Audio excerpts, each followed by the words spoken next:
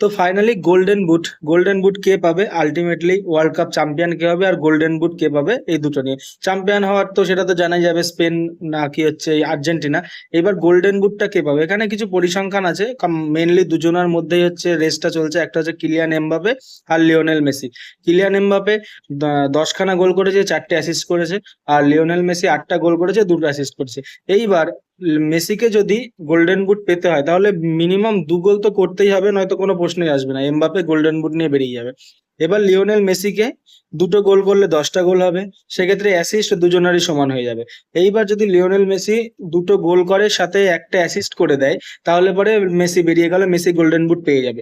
এইবার দেখা গেল এরকম হলো, লিওনেল মেসি 2টো গোল করলো কিন্তু কোনো অ্যাসিস্ট হলো না, তাহলে কি হলো, 10টা গোল হলো আর অ্যাসিস্ট দুজনারই সমান হয়ে গেল। সেক্ষেত্রে কে কম টাইম খেলেছে, কিলিয়ান এমবাপে খেলেছে 769 মিনিট, মেসি খেলেছে 712 মিনিট। তার মানে মেসি যদি শুধুমাত্র 2টো গোলই করে তাহলে তাকে 57 মিনিটের কম খেলতে হবে, তাহলে গিয়ে সে গোল্ডেন বুট পাবে।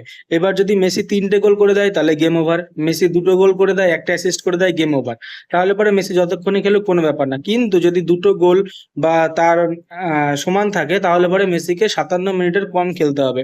আর মেসি যদি 2টো গোল নাই করতে পারে তাহলে পরে পুরোপুরি আউট। তাহলে বোঝা গেল পরিসংখ্যান এই হচ্ছে, পরিসংখ্যান একটু জটিল পরিসংখ্যান। মানে মেসিকে মিনিমাম 2খানা গোল আমাদের করতেই হচ্ছে, বা একটা অ্যাসিস্ট করলে পরে মেসি বেরিয়ে যাচ্ছে।